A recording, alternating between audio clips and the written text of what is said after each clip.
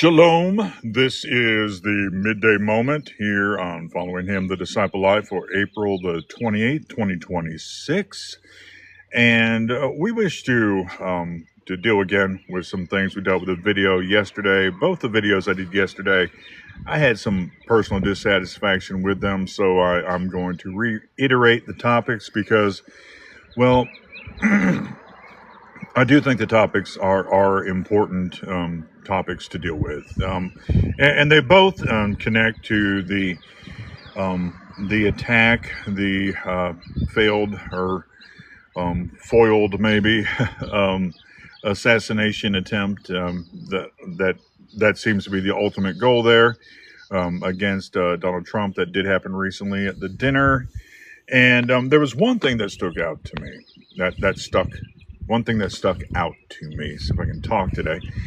And let me preface it with a verse from Isaiah 1, verse 17.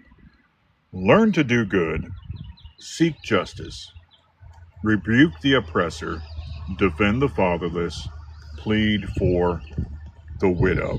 And we also have in Exodus 22, yes, I recognize it's in the Torah. We're going to deal with that here in a moment. You shall not afflict any widow or fatherless child. If you afflict them in any way and they cry at all to me, I will surely hear their cry, and my wrath will become hot, and I will kill you with the sword. Your wives shall be widows, and your children fatherless. Now, in case anybody tries to dismiss that, because it is in the Torah, it's in the Pentateuch, it is technically a part of the law of Moses. Torah ultimately means teaching. It doesn't just mean law. That is the way it was commonly referred to, but the Hebrew word itself means teaching. And we know that these things were for our learning. And we still have the idea of taking care of the widows and fatherless. Like this is still a principle in Scripture. James 1:27, the pure and undefiled religion involves these things.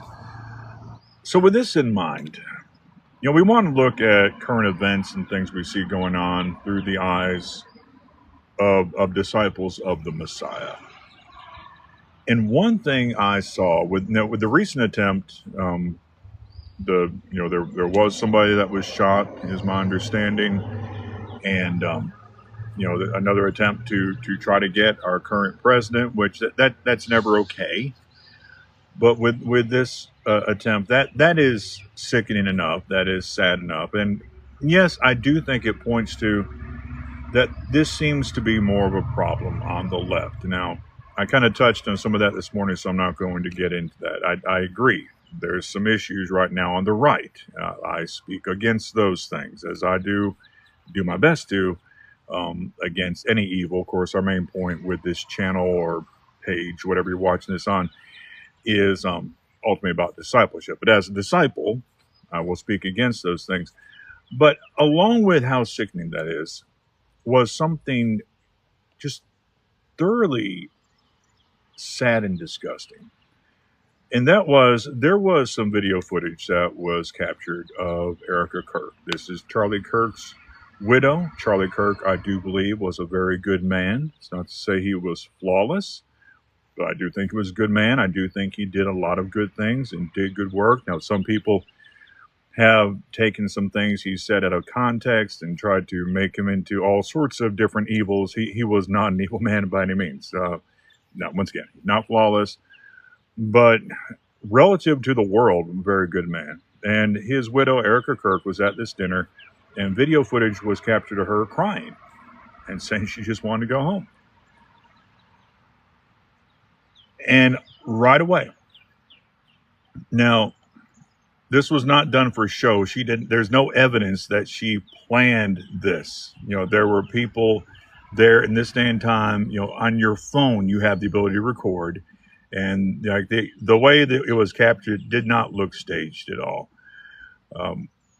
This was just, people probably capturing video of everything. They happened to catch Erica Kirk crying, saying she just wanted to go home, something like that. And automatically, people are, in their cowardice and their hatred, are saying stuff about this. You have a woman whose husband was assassinated because somebody didn't like what he said. That is what happened. He was murdered because someone didn't like what he said. A leftist didn't like what he said, and all the evidence points to that Tyler Robinson murdered him. And I know people are trying to propose other things. All the evidence so far points to that Tyler Robinson did it. Now, he's still the alleged murderer. He's not. He has definitely not been found guilty. Officially the final verdict, but everything I'm seeing, it doesn't look good. But she's, her husband, he is murdered, and then she's near where there's a shooting, another attempt at assassination. How do you think she's going to react? You think maybe she's dealing with some trauma? You think just maybe? People will have trauma from a car accident, much less your husband and father of your children being murdered. And then you're where there's another shooting. And I know you do have those. Now you'll have some that I saw with one, I believe it was, and I hate to call her out, but with the transformed wife, that she doesn't support like what Candace Owens has been doing, but she did say, now something along the lines, maybe she'll go home to her babies now or something. It's not an exact quote, but it was something like that. And you see people saying, yeah, she should have been home with her kids anyhow. Well, for starters, okay, maybe you don't know mothers. My mother was a stay-at-home mom, and she is still a housewife. Now, she works hard, but she was a stay-at-home mom. That didn't mean that she never left the house. And you get an opportunity to be at a dinner where the president of the United States is going to be. Yeah, you go. Now, I've seen some people say how irresponsible it was because people wanted him dead. Are we going to say that about every person that's around the president? Now, that becomes unworkable and impractical. And we wouldn't hold most people to that standard. But then the people using this as an opportunity to slam her, to say that she is, she was just, like some people are acting like she's trying to make it about herself. No, she was where there was a shooting. Her husband had been murdered. She has trauma. Somebody caught her as she was leaving. She wasn't staying there trying to make it about herself. She was leaving. So that's the opposite of making it about yourself. What we have happening here, and this is my assessment according to my best judgment, you have a mob mentality. And hatred, from what I can see, is an addiction. Emotions can be addictions. People get addicted to certain emotions.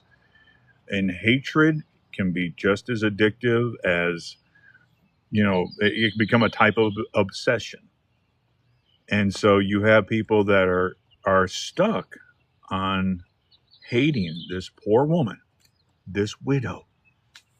And yeah, they're not, the oppression in biblical times, we're probably looking more at, them like having property taken away or, not be, it was a time when women were more vulnerable financially and such. And yeah, she's well off financially. Now, a lot of people seem to think that all the donations to TPUSA are somehow enriching her. That's not how that works. I don't know what Charlie Kirk's wealth was, but she's taken care of, but still that she has emotions. She has trauma. She is now without her husband. Having your husband murdered when you're wealthy, it still hurts. It's still an emptiness. And even if she finds love again, now the way some people are acting, she should be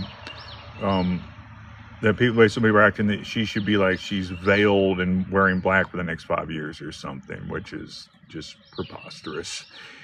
But if she gets remarried, still her kids, the original father won't be there. She's going to explain this to her kids. The things people are saying about her. They're on the internet now. Someday, you know, assuming that things continue as they have, this is going to be available for her kids to see. They're going to find out. They're going to see the terrible things that evil people like Candace Owens, and yes, she is evil. They're going to see the evil things that people like Candace Owens have been saying and doing towards her. So people are sinning against a widow. It is truly disgusting, and more people need to be speaking up against it. This is it's a time to expose this darkness. Have no part in these works of darkness. Expose this for what it is. It's evil. It's sinning against the widow. As a follower of Christ, while we don't want to make just speaking against sin our main focus in life should be the Christ. But from that standpoint, this is wrong. It's truly wrong. We need to pray for her, and we need to pray for these people that are saying and doing these evil and wicked things. People like Candace Owens, people like Megyn Kelly. That's too cowardly to speak up. Some of these other people that seem to be all over X. Just they need our prayers. They need Jesus. You have a good rest of the day. Let's stand up for what's right. Stand against what's wrong. And shalom.